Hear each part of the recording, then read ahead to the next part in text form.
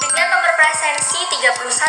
Nah, tujuan saya membuat video pada kali ini adalah untuk memenuhi penugasan mata kuliah bimbingan dan konseling semester 3 pada program studi pendidikan guru sekolah dasar Fakultas Ilmu Pendidikan dan Psikologi Universitas Negeri Semarang. Oke, saya akan menjawab dan memberikan gambaran atau contoh dari penerapan pernyataan di bawah ini. Yang pertama yaitu Anda bukan calon guru BK, melainkan salah satu calon guru kelas di SD. Namun harus tetap memiliki pengetahuan tentang penyelenggaraan bimbingan dan konseling, karena hal tersebut sangat penting. Nah, pengetahuan tersebut meliputi fungsi BK, orientasi BK, serta asas-asas BK yang dapat diterapkan oleh guru dalam memberikan pelayanan pendidikan pada peserta didik di SD. Nah, memasuki poin yang pertama, fungsi BK dalam pengajaran. Sebagai salah satu guru di kelas SD, kelak saya dapat menerapkan salah satu fungsi BK, yaitu fungsi preventif dan melakukan pengembangan dengan menciptakan lingkungan belajar yang mendukung, mengidentifikasi masalah secara dini, serta mencegah masalah yang menghambat pada kegiatan belajar mengajar.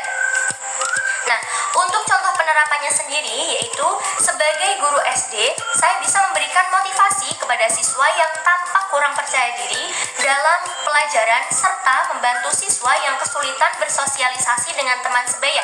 Seperti langkah-langkah di bawah ini, yang pertama yaitu mengidentifikasi kebutuhan siswa. Nah, perhatikan apakah terdapat siswa yang tampak kurang percaya diri dalam pembelajaran, seperti contoh jarang berpartisipasi, ragu-ragu untuk bertanya, atau cenderung menghindari tugas-tugas tertentu. Nah, jika terdapat siswa yang seperti itu, maka kita bisa mengajak siswa berbicara secara individu untuk memahami apa yang membuat mereka kurang yakin. Setelah itu, kita bisa memberikan pujian atau apresiasi kecil untuk pencapaian mereka, walaupun hasilnya belum sempurna.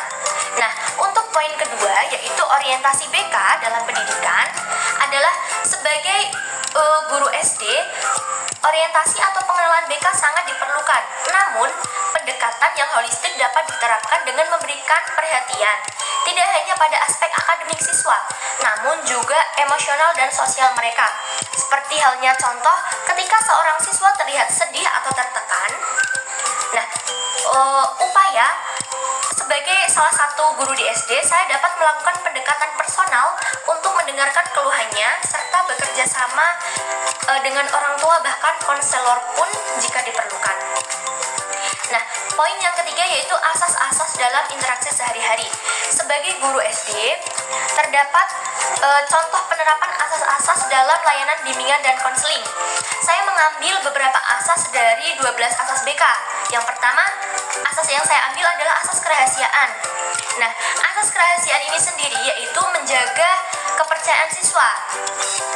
Contohnya yaitu siswa datang untuk bercerita bahwa ia mengalami konflik dengan teman sebayanya.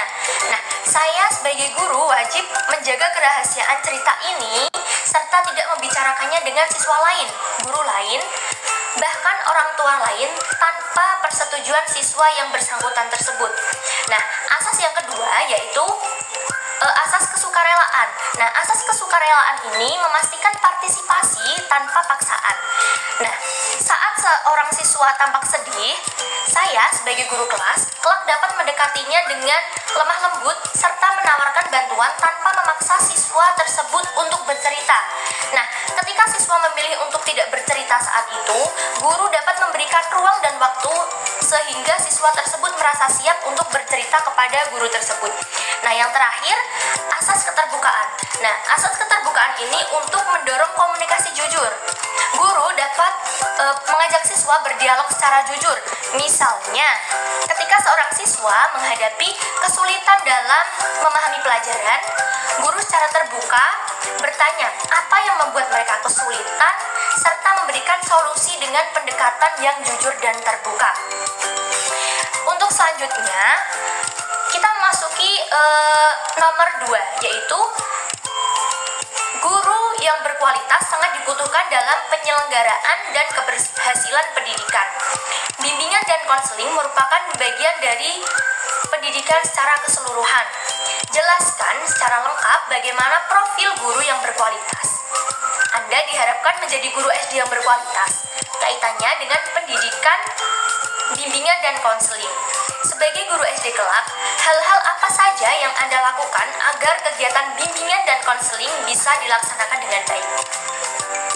Sebagai seorang guru, sangat penting juga untuk memahami karakter peserta didik. Mengapa? Karena apa saja yang perlu dipahami dan bagaimana cara memahami peserta didik. Nah, jawaban dari saya sendiri yaitu guru yang berkualitas memiliki karakteristik dan kompetensi yang mendukung keberhasilan pendidikan, seperti penguasaan metode pengajaran yang efektif, pengetahuan mendalam tentang materi, serta kemampuan komunikasi yang baik dengan siswa, orang tua, dan rekan kerja. Selain itu, guru harus memiliki empati, kepedulian, keterampilan manajemen kelas yang baik, serta pengetahuan dasar tentang bimbingan dan konseling. Nah, untuk memastikan kegiatan bimbingan dan konseling berjalan baik di sekolah, sebagai guru di SD, saya akan membangun hubungan yang baik dengan siswa dengan menciptakan ruang komunikasi yang nyaman, serta menyusun program bimbingan yang terencana sesuai kebutuhan siswa. Saya juga akan bekerja sama dengan orang tua dan guru lain untuk memastikan dukungan penuh terhadap siswa, serta menyediakan ruang khusus untuk konseling yang aman dan nyaman.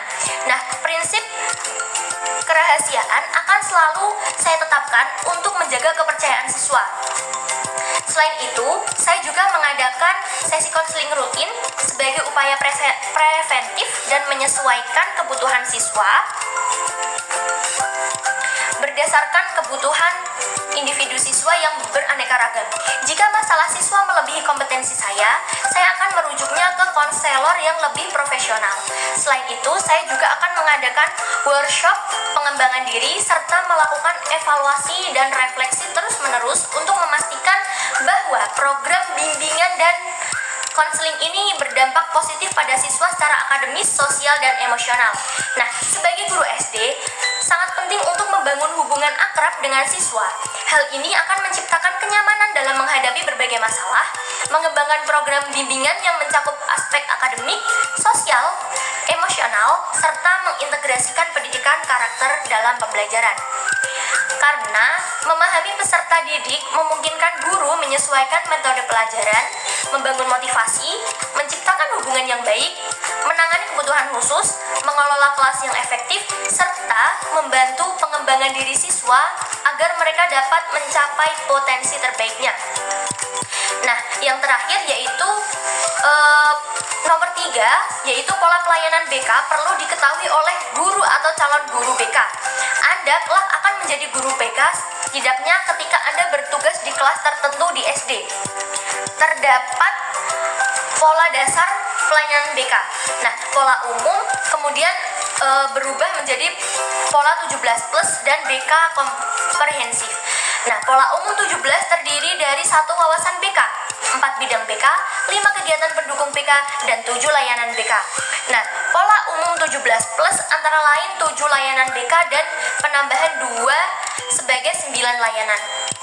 Nah, untuk soalnya sendiri, sebutkan dan jelaskan 9 layanan BK.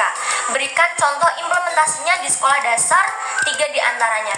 Nah, jawaban saya yaitu yang pertama ada layanan orientasi. Nah, layanan orientasi ini membantu siswa untuk memahami lingkungan sekolah, aturan yang baru, dan kegiatan yang ada. Nah, contoh implementasinya sendiri yaitu mengadakan kegiatan penyambutan siswa baru dengan tur sekolah, memperkenalkan guru, serta menjelaskan berbagai fasilitas yang tersedia di sekolah tersebut. Yang kedua yaitu layanan informasi. Nah, layanan informasi ini berfungsi sebagai terkait pendidikan, pengembangan diri, dan kegiatan ekstrakurikuler. Nah, implementasinya ini sendiri yaitu menyediakan papan informasi mengenai kegiatan ekstrakurikuler dan manfaatnya, serta jadwal kegiatan. Yang ketiga yaitu layanan konseling individu. Nah, layanan konseling individu ini sendiri memberikan bantuan secara pribadi kepada siswa yang mengalami masalah atau kesulitan. Nah, implementasinya sendiri adalah mengadakan sesi konseling bagi siswa yang mengalami kesulitan belajar atau masalah pribadi lainnya, di mana mereka bisa berbicara secara langsung dengan konselor. Yang keempat, ada layanan konseling kelompok. Nah, layanan konseling kelompok ini berfungsi untuk membantu siswa dalam kelompok berbagi pengalaman dan mendiskusikan topik tertentu. Yang kelima, ada layanan mediasi. Layanan mediasi ini menjadi perantara dalam menyelesaikan konflik antar siswa. Yang keenam, ada layanan pengembangan diri. Nah, layanan pengembangan diri ini berfungsi untuk membantu siswa mengenali potensi dan mengembangkan keterampilan mereka. Yang ketujuh, ada layanan rujukan. Layanan rujukan ini merujuk siswa ke pihak lain jika masalah yang dihadapi memerlukan penanganan lebih lanjut. Yang kedelapan, yaitu layanan evaluasi. Layanan evaluasi ini sendiri berfungsi untuk menilai kemajuan siswa dalam berbagai aspek, baik akademis maupun non-akademis. Dan yang terakhir yaitu layanan krisis. Layanan krisis ini sendiri menangani situasi darurat yang mempengaruhi siswa secara langsung. Jadi dari ke-9 layanan-layanan tersebut dapat disimpulkan bahwa dengan memahami dan menerapkan 9 layanan bimbingan dan konseling di sekolah dasar, guru dapat memberikan dukungan yang komprehensif kepada siswa, membantu mereka mengatasi berbagai masalah, dan mengembangkan potensi diri mereka secara optimal. Nah, implementasi layanan ini sendiri tidak hanya mendukung kesejahteraan emosional siswa, namun juga memastikan mereka merasa aman dan nyaman dalam lingkungan belajar.